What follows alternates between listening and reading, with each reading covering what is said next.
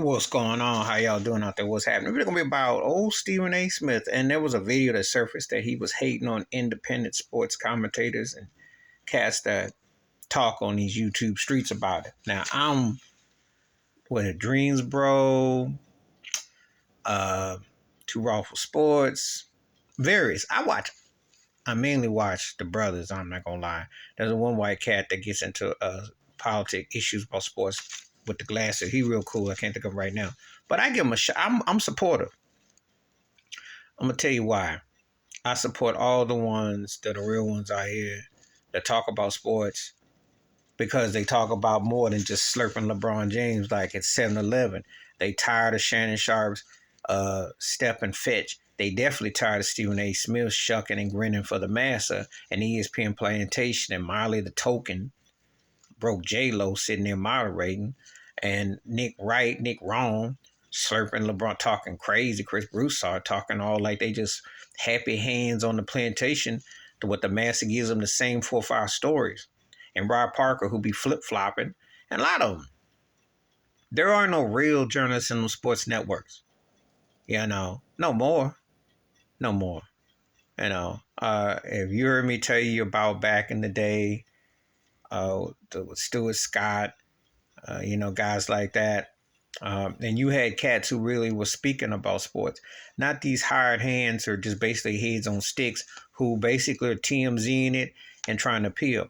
Now, the TNT thing, they're entertaining. They drop some knowledge.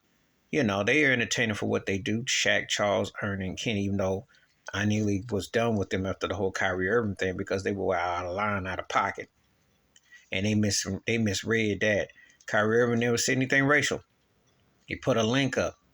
And they did him 3 times worse than John Morant's getting done. John Morant's got some suspension, some time coming, but let's be realistic. What they did to Kyrie, they were getting rid of Abdul Raul, him, and Craig Hodges, him. See, they don't talk about no real issues. Stephen A. Smith just worries about that with a master give him $12 million. He's happy because he's highest paid. He's the highest paid on the plantation.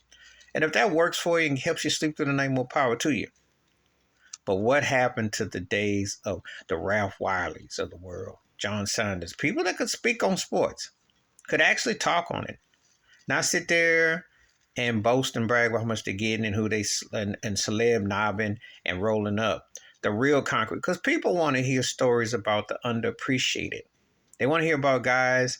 They want to talk about how the Nuggets today with Nikola Jokic and how you go back 40 years ago with Alex English and Dan Issel and those cats, Kiki Vandeweghe, and you want to know about, what? Let's talk about some stuff,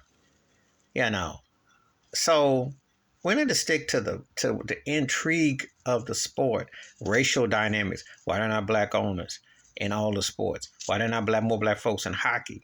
Talk about stuff like that. But to sit there and still boast over the same old tired things, and they get mad because people are tuning it out. It's more intriguing and more happening on these YouTube streets. You ain't getting nothing on the mainstream except the lollipop licking of the same old heads that they. Nobody will talk about LeBron, Dallas Cowboys, and a couple of pieces here and there. We want the whole 9. Please like, subscribe, welcome thoughts, comments, and I do respond. Thank you. Wash your hands, keep your mind clear. Watching for another. Share the video if you want to, and I stick to these streets because that mass media crap. They're going to do about 4 or 5 topics. And the same thing with I like George Hill and all that, but them shows are real predictable, real formative. Colin Cowherd, you get the extreme, folks. You know what I mean. I'm out.